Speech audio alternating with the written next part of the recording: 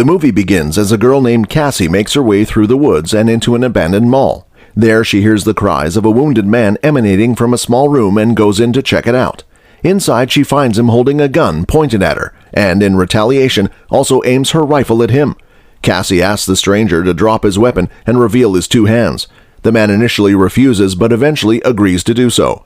He drops the gun from one hand and suspiciously pulls the other from his jacket. Cassie spots a shiny metal object under his cloth and spontaneously shoots the stranger, instantly killing him. However, when she checks his dead body to see the suspicious object, she is mortified to discover that it was not a weapon, but a mere crucifix. Suddenly, we get a month-old flashback explaining the events that led to the current dystopian society. One morning, an unidentified alien species known as the Others arrives on Earth in an aircraft and hovers above the atmosphere for 10 days, after which the Earth is hit with a string of attacks known simply as the Waves. For the first attack, all machines are hit with an electromagnetic pulse that disables everything from appliances to engines to phones. Wow, a world with no TikTok? How did they even survive that? The second wave comes as a huge earthquake, causing all water bodies to overflow past their banks, resulting in large-scale floods and tsunamis that cause many fatalities. A few days after, the third wave hits.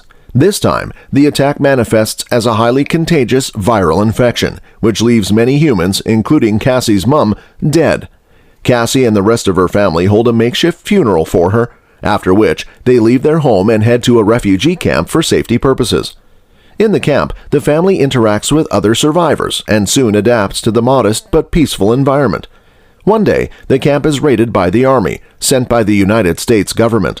Much to the crowd's excitement, the colonel leading the squad announces that they will be evacuated to another town. However, the colonel adds that the kids will be evacuated first, after which the adults will follow suit. Hearing this, Cassie and her brother Sam enter the first batch of evacuation buses, while their dad stays behind. Before the bus leaves, Sam remembers that he forgot his teddy bear back at camp and begs Cassie to help him retrieve it. Cassie reluctantly obliges, but before she can return with it, the bus starts speeding off and she ultimately gets left behind. Meanwhile, Cassie's dad, alongside the rest of the adults, is being briefed by the colonel on the recent findings of the wave. The colonel informs the crowd that the fourth wave has already occurred, stating that the aliens have finally landed on Earth and are currently inhabiting the bodies of humans and using it to kill others. The controversial news causes an immediate panic in the shed, which leads to a riot. Eventually, a fatal shootout ensues, ultimately resulting in the death of all the civilians. Cassie arrives at the barn and is shocked to find a stack of dead bodies. She spots her dad amongst the gory corpses and immediately breaks down in tears. Eventually, Cassie regains her composure and picks up a rifle left behind by one of the soldiers before running into the woods. Desperate to reunite with her brother, she heads in the direction of Wright-Patterson, the nearby base where the buses drove to. On her way, she spots the same abandoned mall we saw earlier, and the movie returns to the first scene. Eventually, she leaves the mall and makes her way through an array of abandoned cars while walking on the highway. Abruptly, out of nowhere, she gets shot in the leg and immediately rolls underneath a parked car to hide from the unknown shooter. Realizing that she can't remain there for much longer, Cassie gets up and struggles to run away, but doesn't make it far before falling on the ground and passing out. Meanwhile, her brother, Sam, alongside the other kids, is taken to a military facility in Wright-Patterson. There, they are enlisted in the army and subjected to a series of gruesome training, preparing them to kill the aliens. The kids are also informed of the Others' ability to seamlessly infect human brains and control their actions. Hence, they are taught to kill any infected humans without remorse.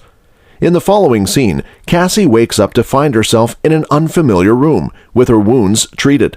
She instantly panics and rushes to her bag to search for her gun, but can't find it.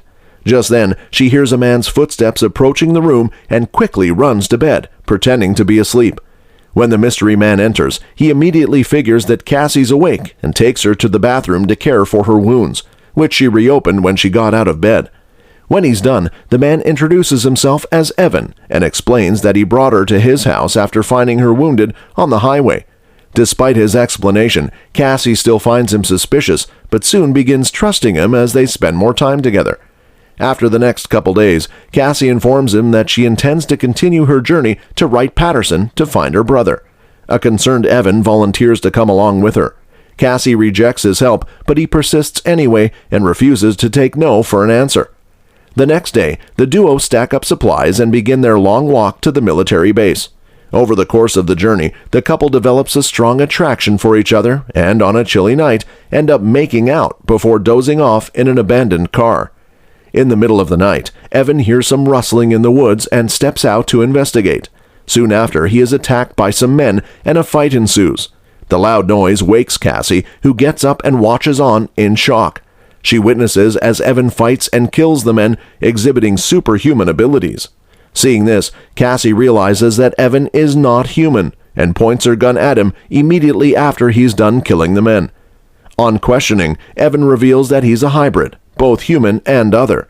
However, he explains that he never wanted to hurt her and only volunteered to escort her to the army camp because the soldier officials in the camp are all undercover others. Cassie is hurt by his betrayal and leaves him behind as she continues her journey to the base. Over at the base, Sam has been assigned to a squad, led by a boy named Ben. The following morning, Ben gets summoned by the colonel, who informs him that his squad will be deployed to a nearby town to kill some alien-infected humans. The colonel also hands him a visual detector gear to help the squad differentiate between normal humans and the others. After the briefing, Ben returns to his squad and informs them of their mission, which is to be carried out the next day. That night, a frightened Sam admits to Ben that he's scared, and the two sing a song together to help calm their nerves. The following day, the squad heads to the location to carry out the attack. However, in order to protect Sam, Ben tied him up in the base's bathroom to prevent him from joining the rest of the squad in the battle. On the mission ground, the squad spots some aliens using their detector gear and begins shooting at them. The aliens also return fire, and a shootout ensues. Eventually, the squad enters a building to take cover when the battleground gets too heated. There, a girl named Ringer decides to quit and removes a tracking device from her neck, which was embedded in all of them when they were recruited. As soon as she does this, her face appears green on the detector gear, implying that she is an other. Soon, the group realizes that the detector gears are wrong and that the army officials are manipulating them to kill humans instead of the others. Hence, the officials themselves are the fifth wave sent to manipulate the kids into annihilating the rest of the human population. Learning this, the entire group takes out their trackers and escape, except for Ben, who goes back to the base to rescue Sam. Meanwhile, Cassie finally arrives at the base and is given a medical exam by an army sergeant. However, when she least expects it, Cassie attacks her and manages to knock her out after a brief struggle. Without hesitation, she wears the officer's uniform and uses it to infiltrate the camp to search for Sam. Eventually, she runs into Ben, and together, the duo head off to explore the base to search for Sam. During their search, they run into a pair of soldiers who are about to attack them when Evan suddenly appears from an air vent and knocks the men out, thus saving the teenagers. Evan approaches Cassie and apologizes for lying to her. She accepts his apology and the two share a kiss, after which he informs her that he has set multiple bombs all over the facility and will be detonating them in 10 minutes. He warns her to get out of there before the bombs go off and runs off to drop the rest of the explosives. Cassie and Ben continue their search for Sam and luckily find him with a horde of children who are about to board a fleet of planes. They pull him from there and into a small room where sister and brother reunite, sharing a long hug as Cassie hands over his bear to him. Ben interrupts their reunion, reminding Cassie of their narrow time limit. Fortunately, the trio sprints out of the facility just as the bombs detonate. Outside, they spot the planes full of children leaving, alongside a chopper carrying the colonel and some other officials. Suddenly, the bomb's impact causes the earth to give way as the trio runs from the approaching cracks. Ringer, alongside the rest of Ben's squad, pulls up with a car and saves the trio from the caving ground right at the nick of time. Afterwards, they drive off and arrive at the group's secret hideout. There, they share a hot meal as they conclude to devise a plan later to save the remaining kids from the others. And that's a wrap for this movie recap. Thank you for watching.